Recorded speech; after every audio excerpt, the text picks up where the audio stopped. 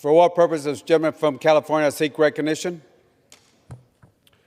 Mr. Speaker, I move that the House suspend the rules to pass H.Res.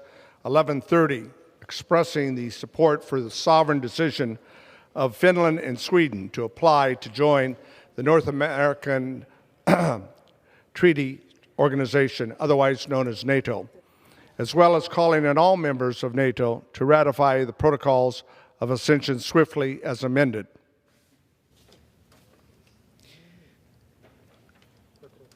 The clerk will report the title of the resolution.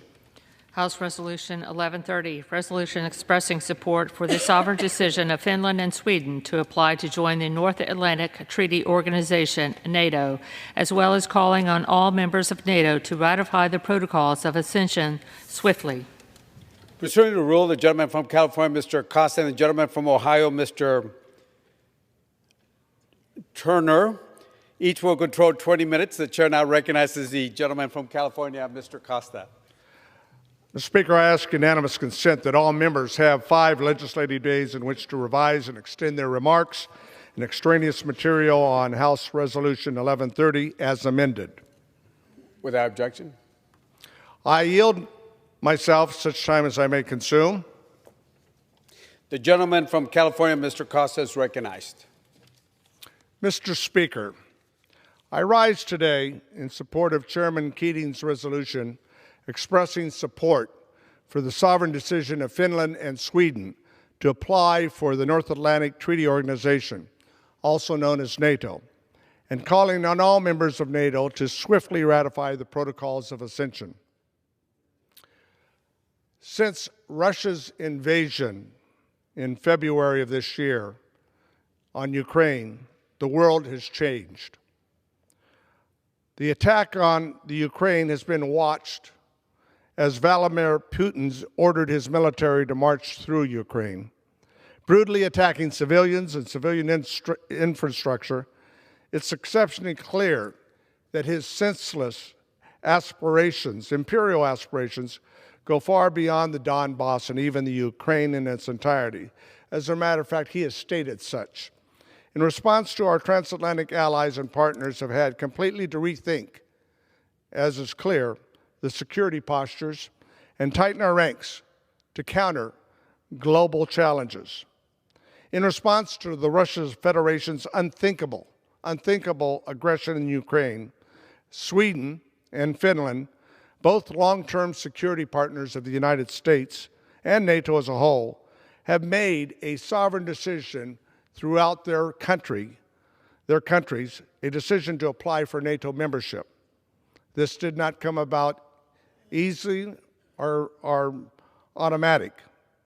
Finland and Sweden's ascension to the NATO, though, I think represents, and Chairman Keating believes, a strong, unified message against Putin's aggression in the Ukraine.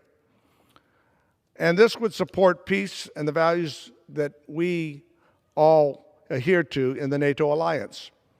Finland and their Sweden militaries already equipped with modern technology and weapons, and some have already delivered, in fact, to Ukraine, are fully inoperable with NATO systems, which makes them a good fit.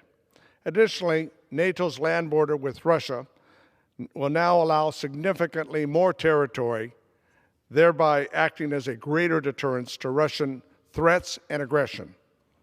Their ascension will also bolster NATO's capabilities in the Baltic Sea region, building on the capabilities already of our Baltic partners, as well as Poland, who have each been steadfast in their commitments to countering Russian aggression and responding to this grave humanitarian crisis that is Russia's responsibility, and Russia's responsibility solely on their part.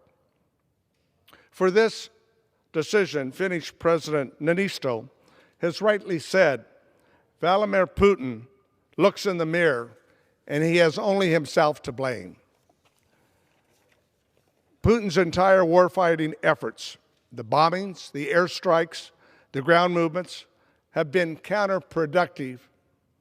Instead, Putin and the military of the Russian Federation as I have said and many others, have committed war crimes, forced Ukrainians from their homes into filtration camps, deported faraway Russian terrorists, and single-handedly instigated the largest humanitarian crisis in Europe since World War II. And despite his goals of dividing the transatlantic alliance, Putin has instead united us more resolutely than ever before against his attempt to spread hate and violence across the globe and to create more division. Clearly, that's been his goal, and it's been his goal for years. In addition, individuals from around Europe, most notably Central Europe, have welcomed those fleeing violence in Ukraine in their own homes, in Poland and Romania and many other European countries. It's really an incredible humanitarian effort that these Central European countries have engaged in. And it's been heartening. It's been heartening for the entire world to see.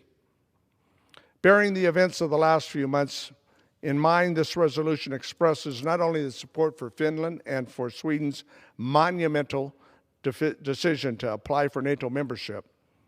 Furthermore, this resolution echoes that the leadership role that this Congress and this administration have taken in uniting the transatlantic alliance in the world in support of Ukraine.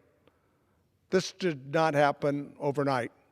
President Biden last year began working closely with our NATO allies, sharing intelligence, working together to build on that alliance, including, more recently, we in Congress providing over $50 billion in support for Ukraine's warfighting effort and the immense humanitarian crisis that has resulted.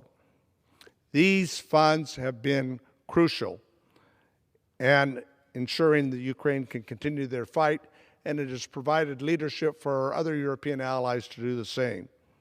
A fight for democracy, a fight for freedom, is a fight that Ukrainians must win. This is the test of our time. And President Zelensky has stood up, reminding all of us that the price of freedom is not free. And those brave Ukrainian people, how much they have done to show the entire world that they stand for their sovereignty. However, this resolution would not have been possible without the bipartisan support of many of my colleagues who have long supported the NATO allies, like Congressman Turner and so many others. This includes the lead on this resolution. Chairman Keating, as well as the lead original co-sponsors on this resolution, House Foreign Affairs Subcommittee, and the European Ranking Member Brian Fitzpatrick, as well as Representatives Eric Solwall and Representative Ann Wagner, as well as Representatives Connolly and Turner, again, of NATO, and the Parliamentary Assembly. In addition, I'd like to thank all of the chairs of the House Finland and Sweden caucuses for signing on as original co-sponsors of this legislation. And finally, I'd also like to thank specifically Chairman Minks and Ranking Member McCall of the House Foreign Affairs Committee, who have been united in these efforts over the recent months. I also want to express my gratitude to Leader Hoyer and Chairman Meeks for allowing this resolution to move so swiftly into the floor expeditiously.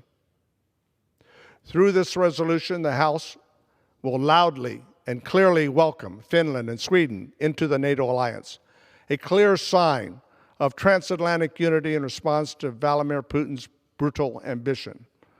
I was there in February in Brussels 2 days before the invasion, and I've never seen NATO as united, perhaps since the Cold War. The fact is that we have a strong history, and we have an opportunity to bolster the strength of this military alliance, as well as the democratic resolve of their governments. So in a spirit of unity and recognition of Finland and Sweden as long-term friends of the United States, I strongly urge my colleagues to support this resolution, and I reserve the balance of my time.